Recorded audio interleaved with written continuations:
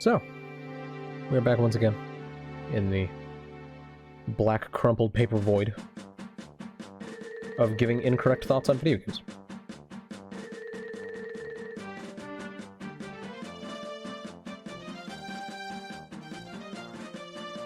Today, The Legend of Zelda. Majora's Mask. Exactly. This might be a bit loud. Yeah, it's a bit loud. Where's that video at? There it is. Turn that down just slightly. That's probably better. Yeah. So I think the world in Majora's Mask, Termina and its various subregions, is quite good. And it's stuffed full of things to do. Because not only do you have dungeon items, and weapons, and bombs, and whatnot, but you also have all the masks to find, all the people to help, all the heart pieces, as well as a bunch of chests full of fucking money that's completely useless. Because there's one item in the game that costs a lot, and it's 500, and you can just go kill the bird 2.5 times. Money continues to have questioning levels of usefulness, but it is also a fair bit better because the powder kegs, upgrading the sword, buying the all-night mask, buying bomb bag, buying a bunch of other stuff. There are a lot of things to buy. And you need most of them. I think the game does a better job of requiring money. But yeah, the world is just chock full of things to do. You can go for a boat cruise, you can fight Skulltulas in a house. I've somehow got like a cut on my arm, I don't know. Very good world. A lot of stuff to do. It has good fast travel. And it's not Ocarina of Time's fast travel where it's just, you play a dungeon song and you go there and that's the entire point of the song. You have one song for fast travel, and then the rest of the songs actually do things. And each dungeon song gets used for other things as well. The Snot of Awakening wakes people up. The Goron Lullaby puts people to sleep. These songs all have purpose. They all do things within the world. Very good. Big fan. The story is absolutely the best out of Zelda so far. In part because it is so weird and strange and disconnected. They can take these familiar elements the player's already kind of used to because of Ocarina of Time, and just fuck with them. Just like, oh, here's Skull Kid. Okay. Oh, no, toy. I think Majora's Mask is great. I do think there are some things about it that are stupid. Like needing to be grabbed by a hand that in the past has only ever hurt you.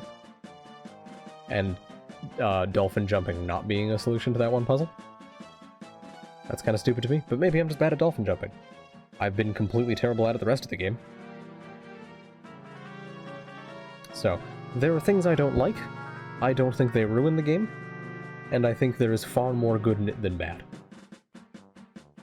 But yeah, the story's really good. There's a lot of, like, weird... I don't want to say deep, because I don't know if it actually is deep. But there's a lot of strangely deep things for a Zelda game. Although you're also coming off the back of Ocarina of Time, with Sheik's little monologues. I think Majora's Mask manages to do a similar thing, but in a very different direction. And you get to have characters, you know, face death. Like even just the Swordsmaster. Talking about how I'm gonna slash the moon in half, we'll be fine, I'll protect us all. And then he actually realizes what's happening. Because he thinks it's not real. And then you can find him shaking in the back of his shop in terror. Because he's afraid of dying.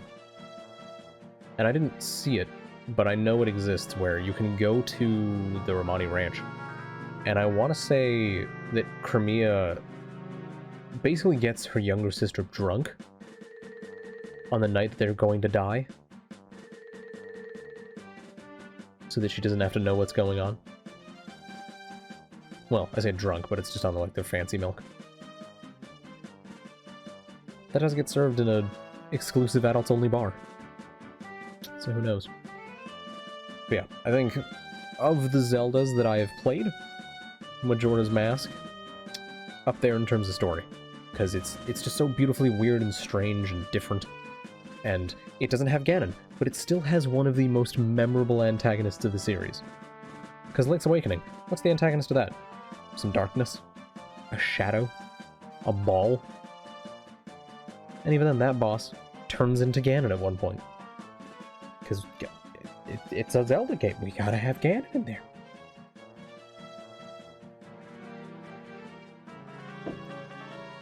It's like how Zelda 2 had the fake Link / Dark Link, but, you know, actually mysterious. And thankfully, they have never explained what Majora is in canon. I think there's some manga where it claims that it's an ancient dragon or something. But, like, as for mainline Zelda stuff, they have never explained Majora, and thank fucking God. Keep that mystery. Keep it weird. Keep it strange. Keep it as just this unknowing evil.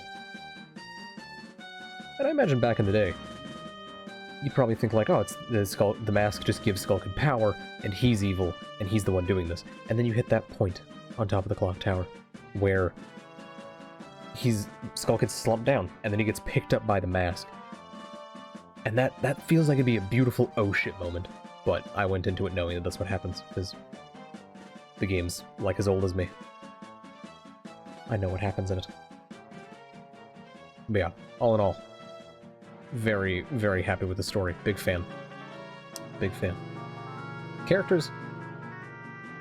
I think this probably has the best characters out of the ones I played, because the original has no characters. Zelda 2 has no characters. It has text boxes with sprites attached.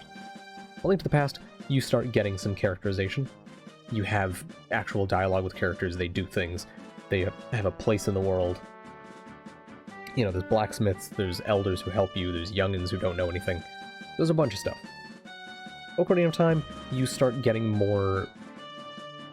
I don't want to say individualism, but like the characters are more distinct. But that's more because the 3D allowed them to portray more unique characters. And it's just some writing.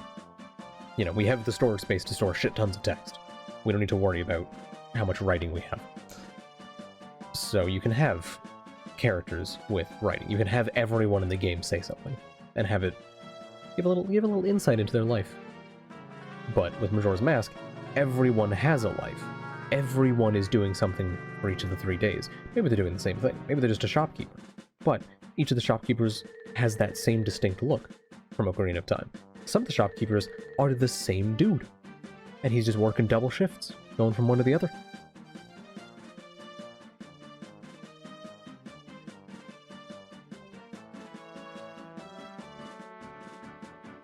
I heard footsteps.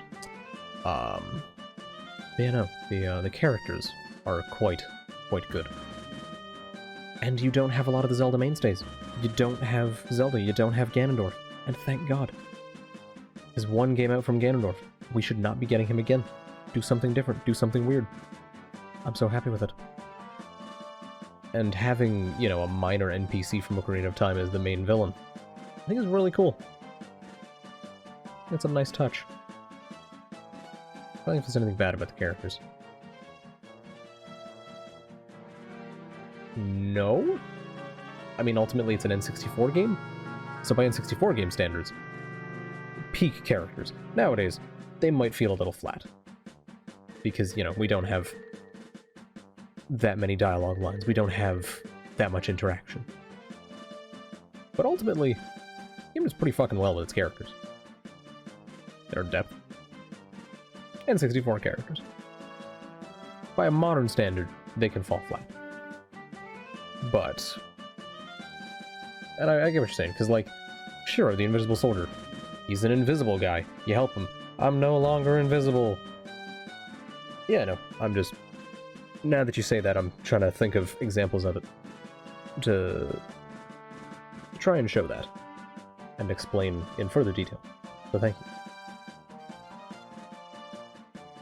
But yeah, like Shiro, he's all about being invisible. The shopkeepers, they're all about shopkeeping. The fucking Gorons, they're all about being rock dudes.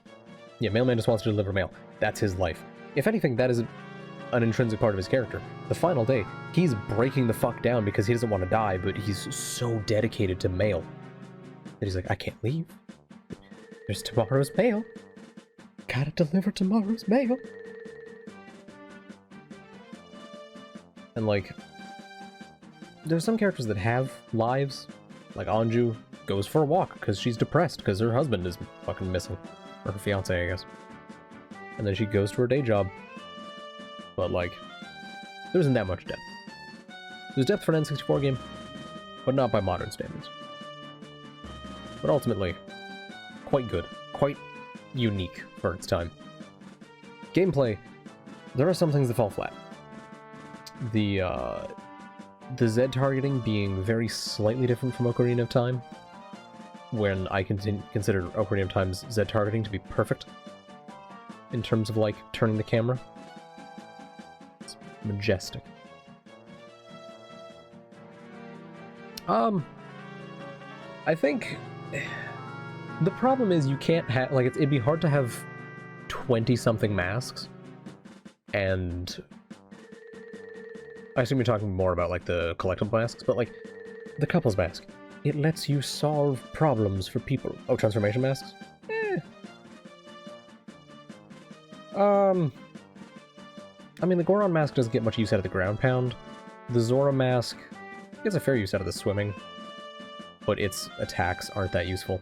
Yeah, Dolphin Jump doesn't get much use. Lava Immunity. I think the biggest problem is they don't require you to do those things early on, so you never get a chance to learn about them. Like apparently in the Japanese version of Majora's Mask, I don't know if it's to get onto the research lab or something, but there are certain places you have to dolphin jump to get to. And that's really good, because the player might go, well, how the hell do I do that?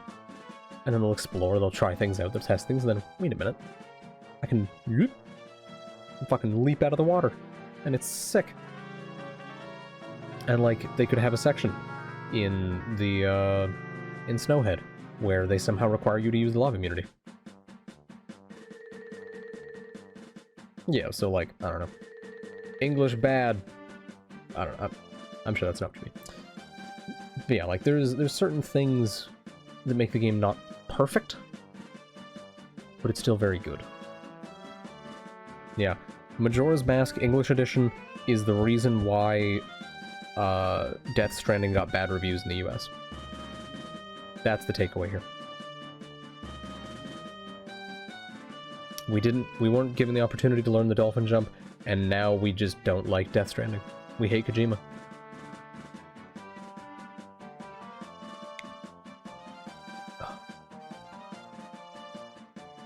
But yeah, so ultimately, it's a lot of that same good refined gameplay from Ocarina of Time, but with the neat twist of the masks, which, outside of the annoyance of having to swap masks a bunch, is really cool. Because I can't think of another game that has done that. Where, like, an intrinsic part of getting through content of the game is vastly changing your character's appearance. And their abilities. And I kind of like the fact that some masks are better at things than others, because it means that every mask has a purpose. You want to fly around? Deku mask. Or you can do the spin to go fast. You want to roll around at the speed of ground? Goro mask has you covered. You're in water? Zora mask. Regular Link has access to all of his items. So everything, while not necessarily getting the utilization it needs, still has a very clear defined purpose. And I think they did a great job with that. And as for the more general masks, there are a few masks where there's no point to them. There's zero reason to use the bomb mask. Blow yourself up, lose some health. I have bombs that I can put where I want. But it's still a neat idea. The couples mask, I think you use it for one heart piece. You put it on, you talk to a guy. That's it. But at the same time, if it's a neat little discovery in the world, if it's a neat little, oh, I can use this for that, does it need to be more than that? Or is it okay to have a one-trick pony if it's a neat pony?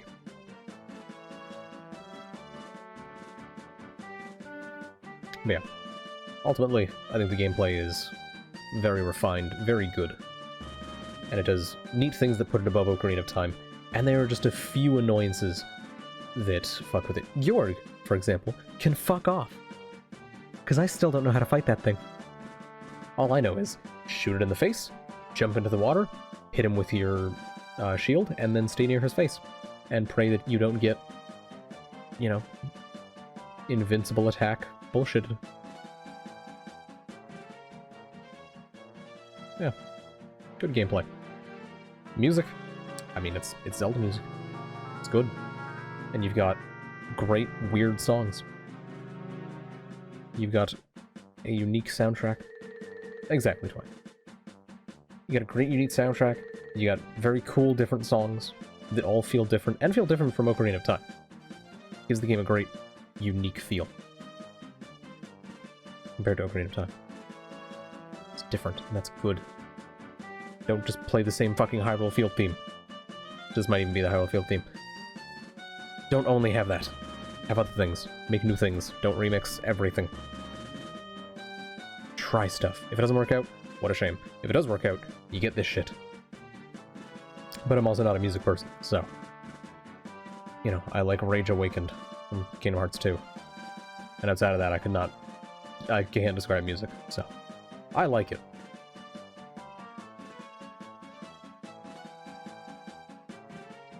Length.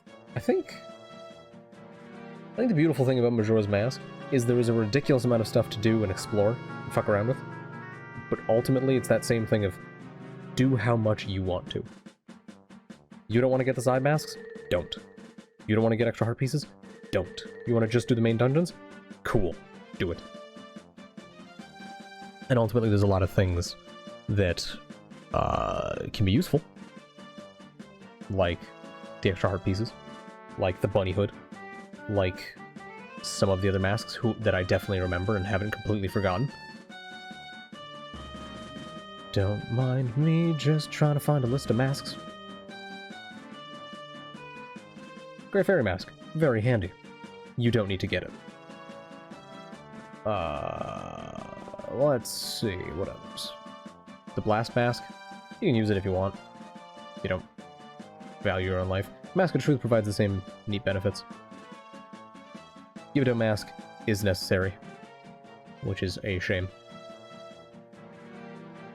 The Giant's Mask is neat. Yeah, like there's a lot of good player choice in how long the game is. And ultimately, I played it for too long. Because I got very salty about it by the end. But ultimately, it's a good length. Because you have that great choice. Oh, I know. Yeah, that great choice of, do I go to a temple? Do I go do something else?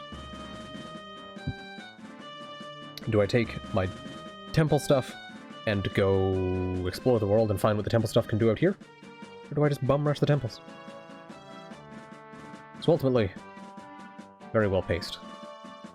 Jank-wise, fucking hell, the jank. That bit with the Goron where I bounced straight backwards off of a 90 or a 45-degree angle? Bullshit. The bonking on the wall with the Zora, where you can just constantly bonk infinitely as long as you hold the button down? Jank. The camera? Jank. Some of the fights? Kinda jank. Yeah. I feel like the solution to that would just be to, like, stick the chests inside each other. Although maybe you might still get some jank off that. Who knows? Maybe that's why the jank is there, because they're inside of each other. And I hit, like, both of them at the same time, and the game just went, eh, fuck you.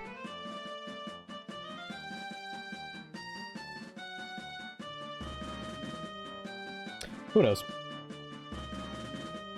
Maybe it's just like a rounding error where it's just like, oh, there's like a tiny bit in there.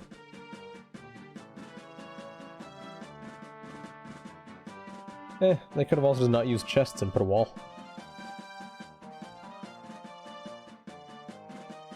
But yeah, I do think the game, because it is more ambitious than Ocarina of Time, does lend itself to a bit more jank. There was one bit where I just teleported up a ledge. I don't know how I did it. I couldn't replicate it. Are you saying it's not more ambitious? There's so much more in the game. There's all the masks. There's all the dungeons and shit. Well, my point is, like, it tries to do more. Is that not more ambitious?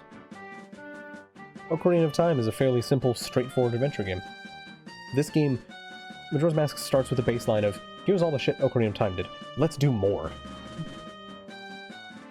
Like, there's fewer temples, / dungeons.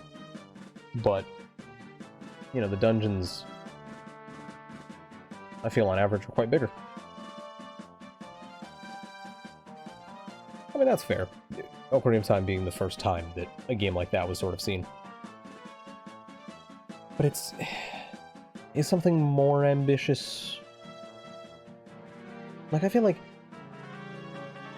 starting with that as a base point and then expanding on it, I feel like that's still very ambitious. I feel like that's still more ambitious. I don't know. Splitting hairs. Neither of us will make the other back down. I will still think it's more ambitious. You will still think it's a different kind of ambitious. Who cares?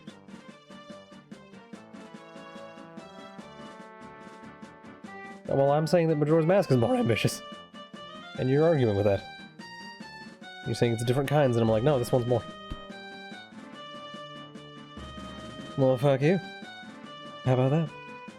Yeah, I do think that this game is quite jank. But good. That'd be what it is. And DLC. And 64 out of 10.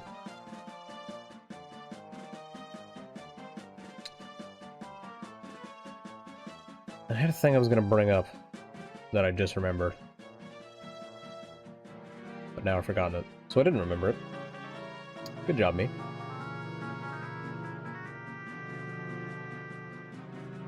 I was thinking about it whilst I was talking about length. And I don't remember it, and my chat window is not scrolling. What the fuck? I don't know. Yeah, either way. What do I think of it overall?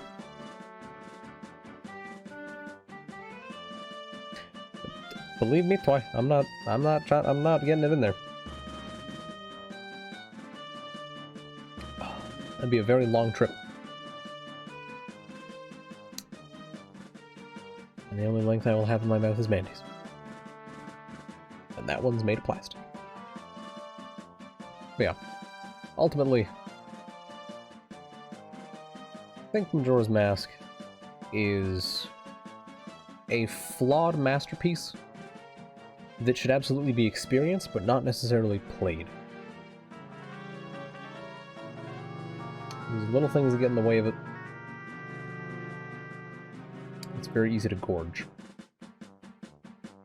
But I think the ideas in it, the execution, the style, the writing, the music, is all very good and should absolutely be remembered.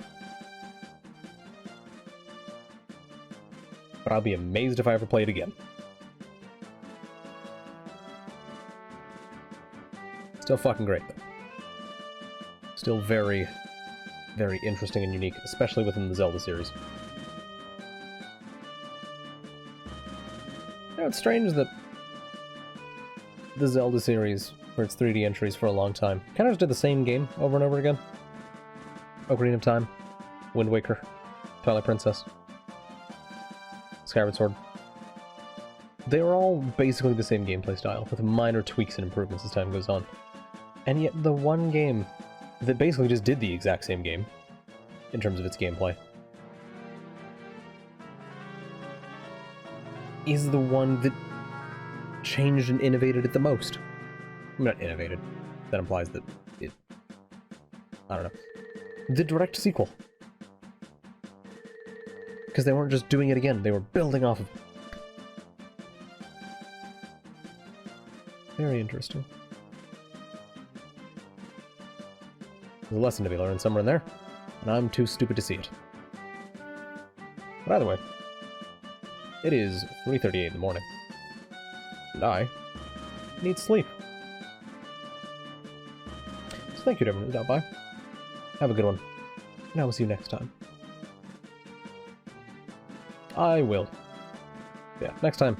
The next Zelda will be either Oracle of Seasons or Oracle of Ages. I don't know what order I'm playing those in. I have no idea. I've also decided I'm not playing Triforce Heroes because fuck that game. It has no relevance to anything.